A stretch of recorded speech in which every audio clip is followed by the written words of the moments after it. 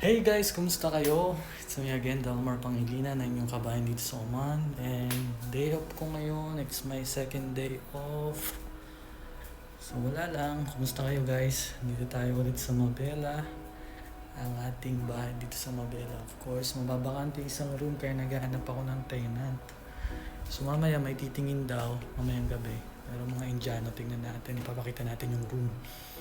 So yun, magpiprepare lang ako ng lunch namin ni Mommy.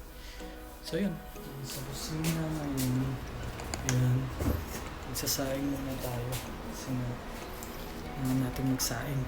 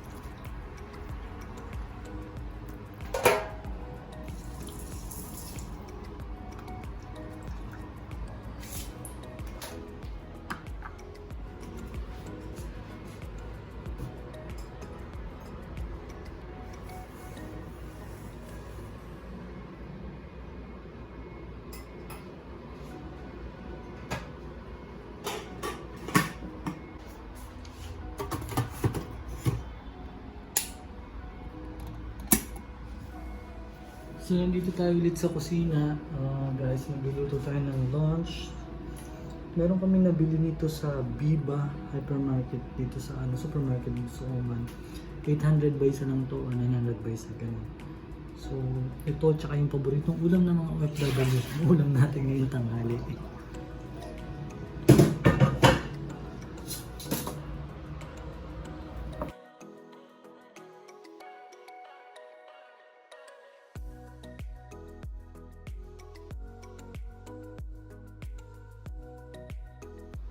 Grabe sana na sana na dito guys. Sobrang init talaga. Oh, sobrang init. Sobrang init. Tinanggal ang ating gasol. Sobrang init na talaga guys. Sobrang init. Yung pag lumabas ka parang yung AC nakatutok sa mukha mo. Ganun nakainit na yun.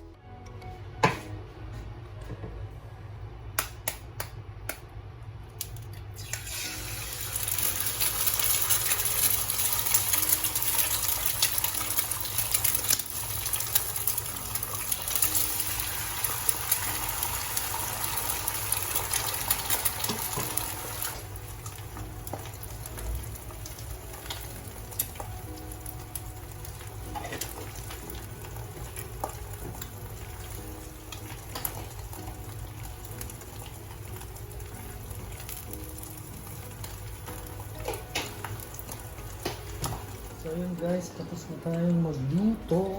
Sobrang init. Grabe kung nagpapawisan ako talaga. So yan.